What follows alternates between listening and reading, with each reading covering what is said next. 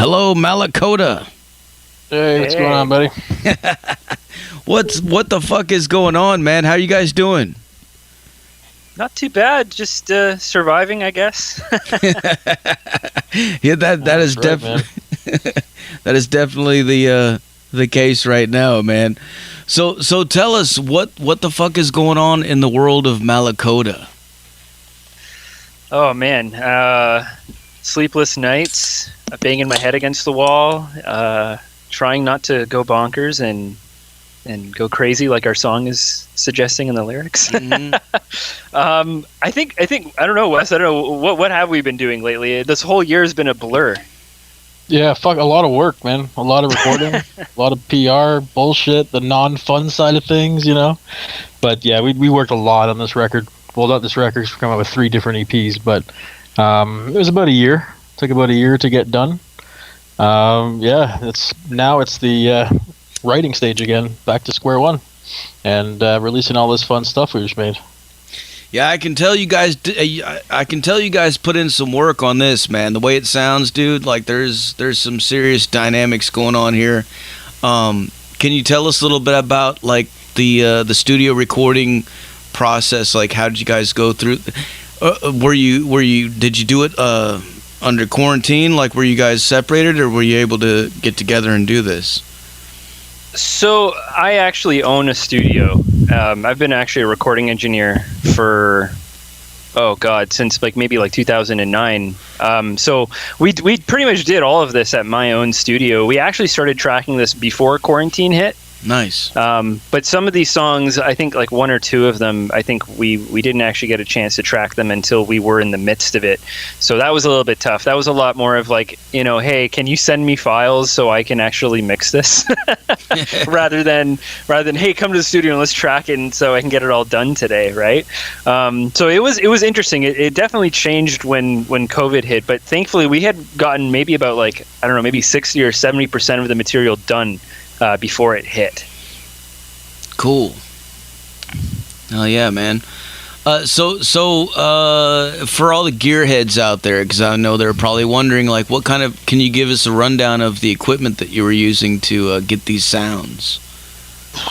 Well, I think Wes, you were using probably your Gorilla guitar and maybe a bit of my Schecter. I'm trying to remember if we used my amp or not for any of these. Yeah, we did. We used the Diamond custom amp for most of the rhythm tones, and I think through a Diamond cab. And then my custom shop, Gorilla, who I'm endorsed with, they're a Canadian company out of Quebec.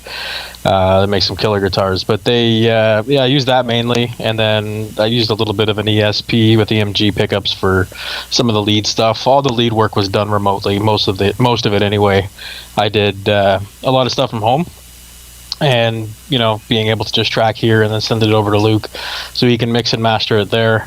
So a lot of it's VST stuff, a lot of STL tones. Yeah, basically that's it on the guitar side. Yeah, with drums, I think it was a little bit more complicated because I really like working with drums in the studio. So for some of these songs, it was like a lot. I pretty much went, okay, how many microphones can I plug into my recording console without it melting down? So let's just put every mic I have and just kind of get something really cool, make it really a lot more live sounding. So it was a lot of that. And yeah, I mean, I think at the end of the day, like something I actually do is I also teach people how to record. So I'm kind of very of the mindset of you can record anywhere as long as you have somewhat of a plan. So a lot of what I did, a lot of that mentality I put into practice. So a lot of this stuff was like actually mixed on my laptop in my bedroom. Hell yeah, man.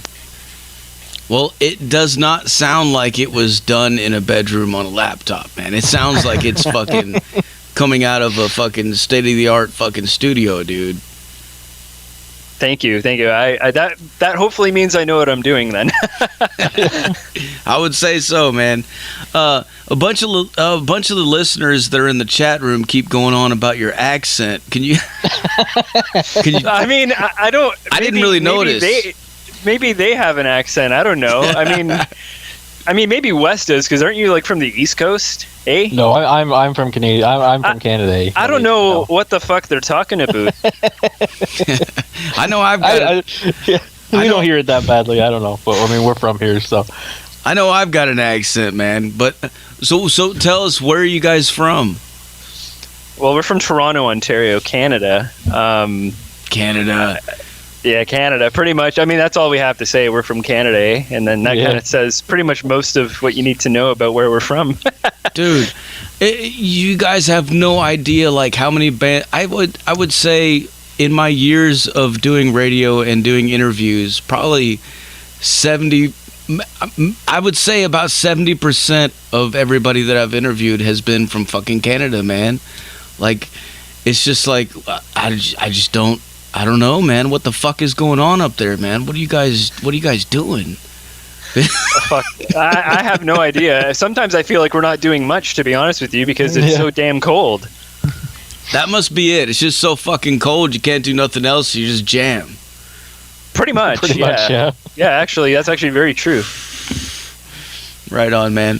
Got some questions rolling in from the chatters. JMCT wants to know, what is your favorite drink? Oh. For me, it changes on a daily basis, but generally I like Scotch. And I specifically like smoked Scotch. It's got to have a little bit of spice in it. What about you, Wes? No, Jack and Ginger. Jack and Ginger? Nice. Oh, yeah. What about you, Zach? What's your favorite drink? I'm going to guess it's moonshine. Well, actually, you know what? Actually, I don't really like moonshine that much, man. I mean, I will drink it, but the nickname came to me because my last name is actually Moonla, but it's spelled really weird, and nobody could ever fucking figure out how to pronounce it because it's Mounla. So they would be like, Mounla, or, you know, and I had a buddy that was like...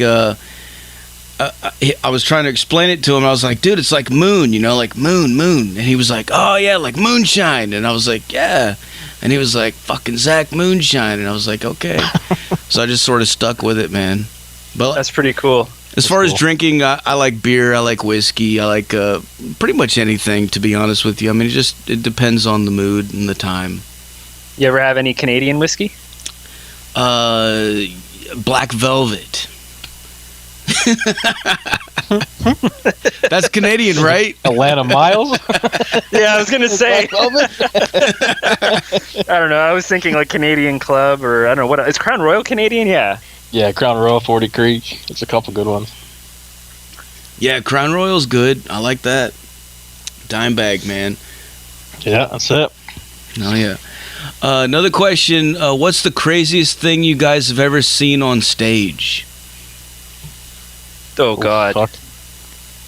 Oh man. I don't know if this constitutes as crazy, but I remember being in high school and I went to see the Dillinger Escape Plan with my buddy Frank, who's probably listening right now. And I remember, I think it was at the Opera House, which is like this really old venue, and it's like an old opera house basically. And they have these balconies that are closed off, like you're not supposed to go near them. And the lead singer of the band climbed onto the speakers and grabbed onto the balconies, and this is like probably like, I don't even know, like it's like 2 stories high off the ground, and he's literally dangling from the balcony with no, like if he drops, like nobody could catch him, like he'd just die. And I remember everybody in the crowd going like, holy shit, like this guy's gonna fall, and he somehow swung over to the other side and made it. And that was probably the craziest thing I've seen. I mean, I've seen people run on stage naked, but I mean, that's pretty normal for a metal show. Yeah. Hell yeah. That actually sounds pretty normal for a fucking Dillinger show. Yeah, shit, man. That's true too. Right. All right, another question. Megan wants to know, what are your favorite horror movies and TV shows growing up? Oh, fuck. That's definitely Friday the 13th for me. Yeah. Yeah. Growing up or still? Because, I mean, I still consider myself a kid. Yeah. Yeah. Fuck. I mean, I have so many. Like, I tend to like more of like I don't really like jump scares, as I find I just get mad. I don't get scared. I just go, oh, God damn it. Why did you have to do that? I'm startled, not afraid. But I think my favorite movie was probably Alien growing up. That was the one that really got me into horror movies, just because of the whole, mystique of what the hell the thing was and all that stuff.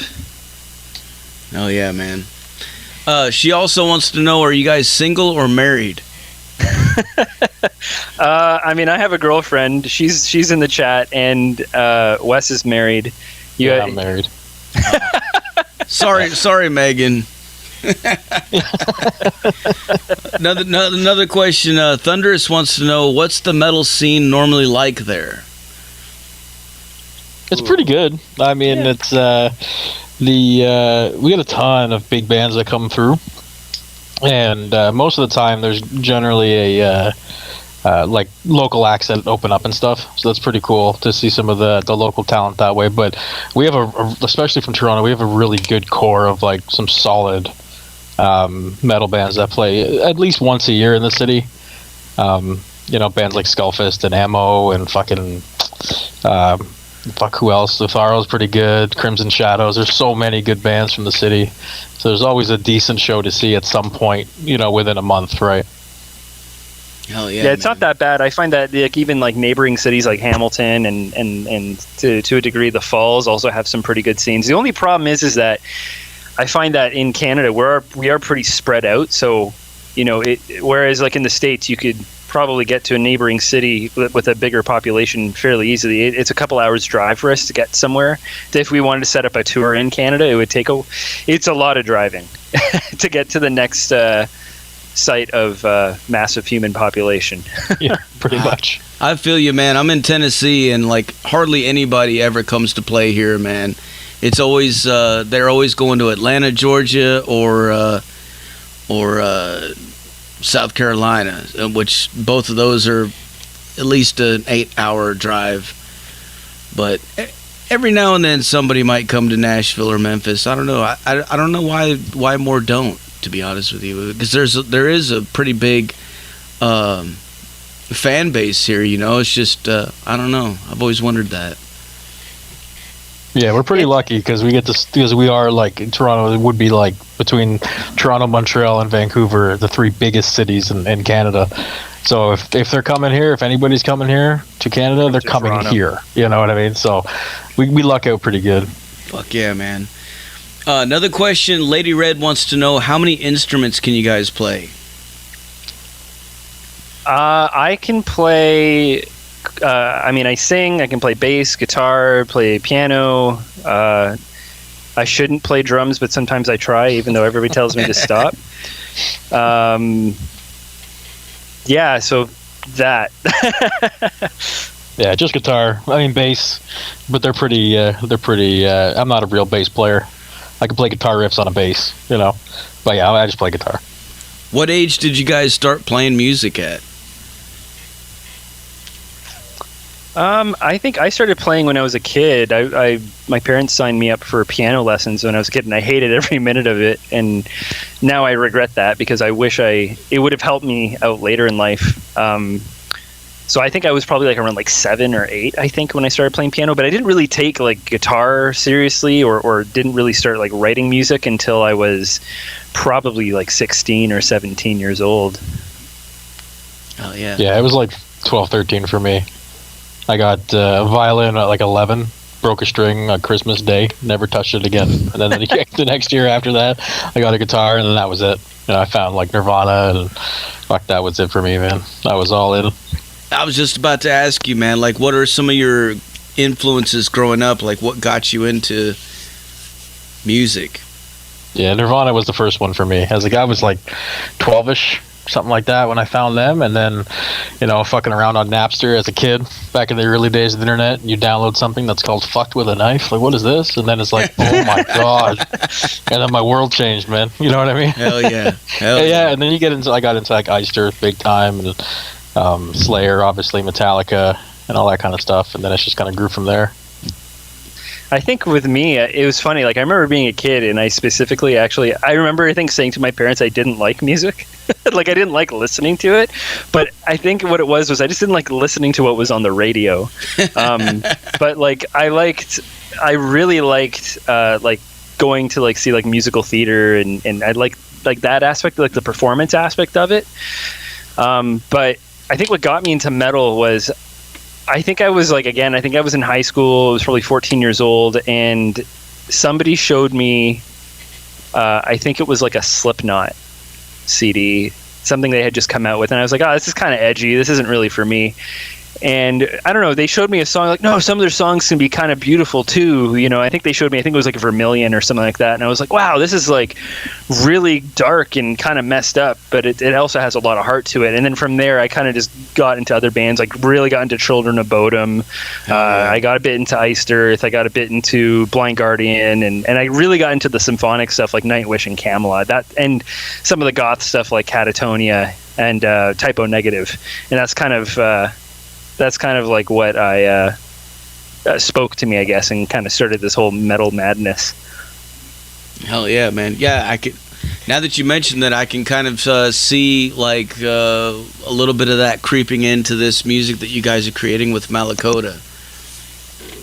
Yeah, that's probably a lot of that is subliminal, and probably a lot of that is also intentional too. I mean, every time I write something, I just try to go, like, I can never just sit down with like a riff, like just start jamming out riffs. It doesn't really work that way for me, because then I find I'm forcing something to happen. I really have to think about, okay, what's the song about, and then I have to go, okay, I have to get, and maybe this is a musical theater thing, but I have to really think like, how do I make the guitar, the bass, the vocals really do this lyrical concept justice and make people feel exactly what I want them to feel.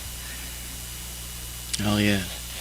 All right, I got another question for you from the chatters. Lady Red wants to know, have you ever played in Winnipeg? I haven't. I don't know if you have, Wes, in your past. No, not Winnipeg. No, not out there yet. Not yet. That's where she's located at. I'm guessing she's ready to come see you guys and bang her head. Hey, I mean, when all this opens up, if she can get us a gig, then, I mean, we'll probably do it. Yeah. Maybe so, man. Hit her up on, or I'll tell her to hit you guys up on Facebook.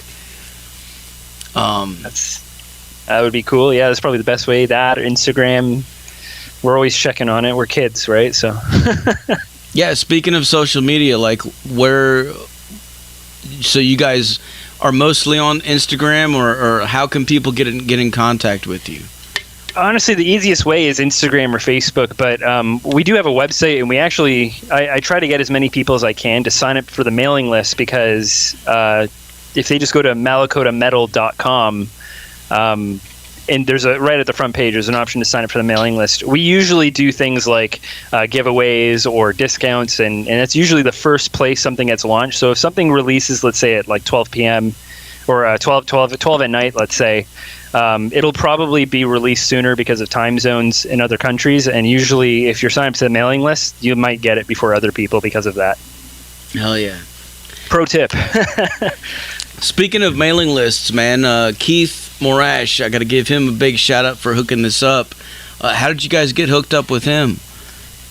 That's kind of an interesting story. We were working with Jeremy Kling of I think he plays in The Absence. He plays in Drums and Venom, I think. I had him on the show. He's a good friend of mine. I've known him for a very long time, and I think one day I kind of just was shooting the shit with him. I was like, who do you use for PR? I'm just curious. And he's like, oh, Keith's a good guy. Get in touch with him, tell him that I sent you. And, we just kind of hit Keith up and kind of got to know him over the course of a few months as we were getting things ready. And then it just kind of happened. And, it's been pretty good so far.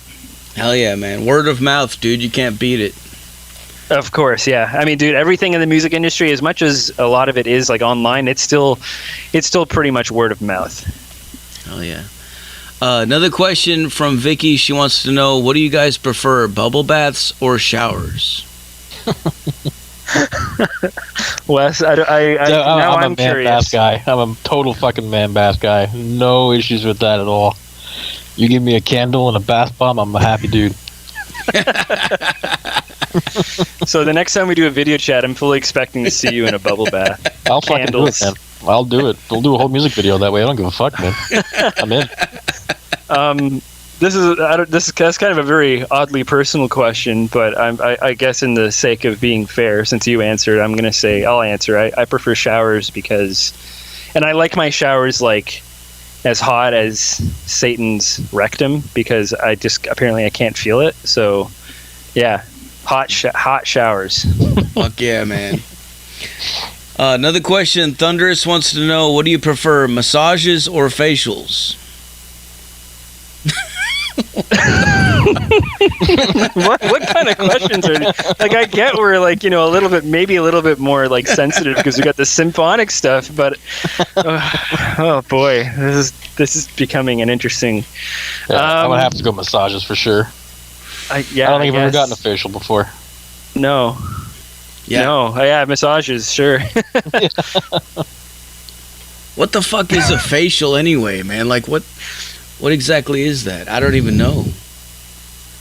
I don't know. Hey, some cream shit goes in your face, hardens up, get rid of it off, I don't know. Get rid of your pimples or something, maybe? Yeah, I don't know. Is that what she meant?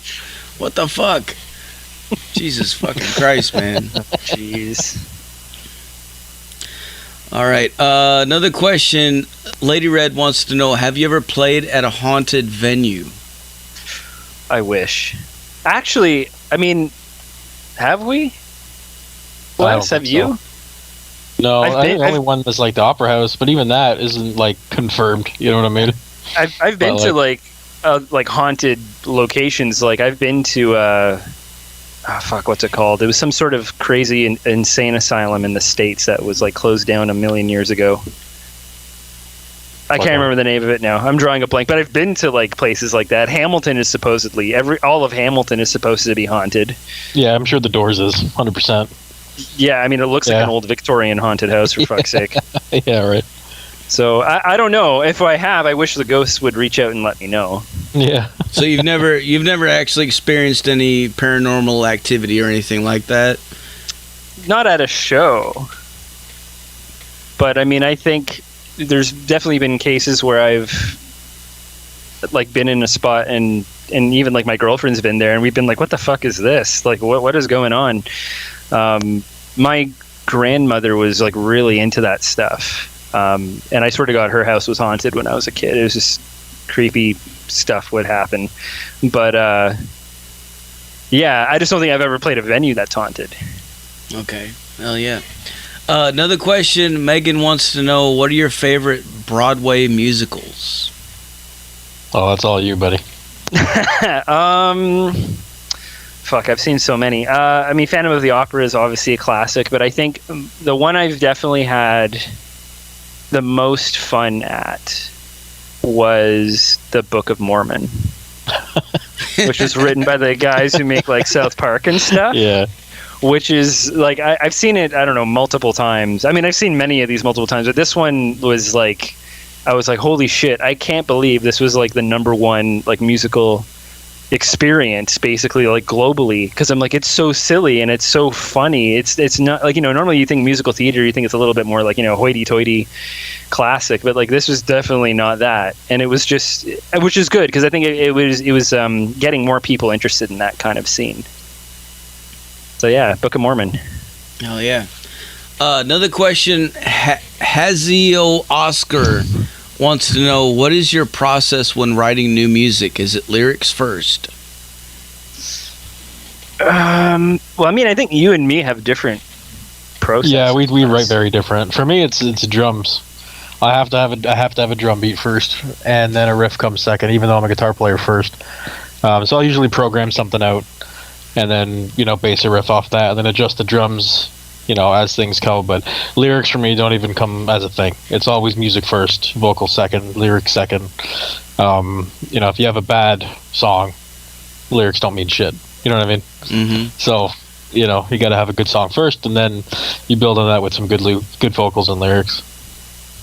I think the way that I've done it, it's changed over the years, but the way that I tend to do it with even if I'm working with clients at the studio is I try to figure out, what is a song about? Again, what's the goal of the song? Like if you're writing a song that's meant to be like this crazy prog metal song, then okay, the process should be experiment a bit.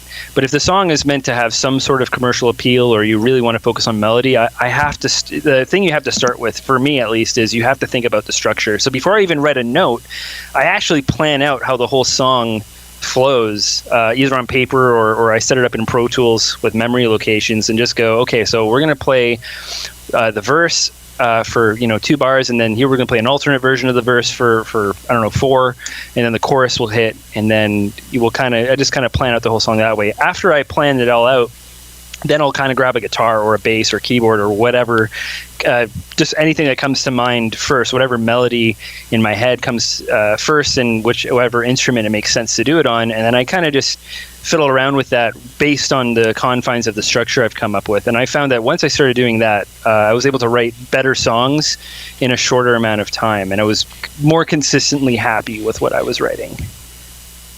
Hell yeah, man. All right, another question. Lady Red wants to know, what do you prefer, sausages or pies?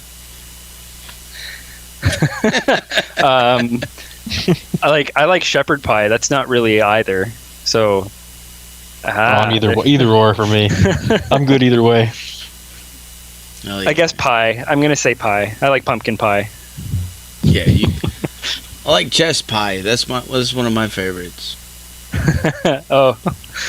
You know what? Okay, and maybe I'll also say I like anything chocolate. So chocolate on sausage is weird, but chocolate on pie is always good. So. Sausage. Yeah, that's kind of fucked up, dude. I don't know. You know what? I've actually had chocolate on sausage in a way before, because I was at somebody's house and they were making Christmas fucking dinner, and they were making chocolate gravy, and they had those little fucking those little sausage links, and I had them on the plate, and I was just sort of the chocolate got on the fucking sausage, and I started eating it anyway, and I was like, you know what, this is fucking good, man. It actually it actually is pretty good. There's a place by my house, they're a wing place, and one of the things they have, and it's the thing that everybody goes, I don't know about that, but once they have it, they're like, oh, this is the best. It's actually very spicy wings, but made with a chocolate sauce, and it's actually amazing. Hell yeah. And I'll fight everybody to the death about that. Yo, fuck yeah, man. You have a Nutella burger before? Nutella on burgers are delicious. I don't think I've ever had that. Oh, it's good stuff. Now you're making us hungry with that question. Yeah, right.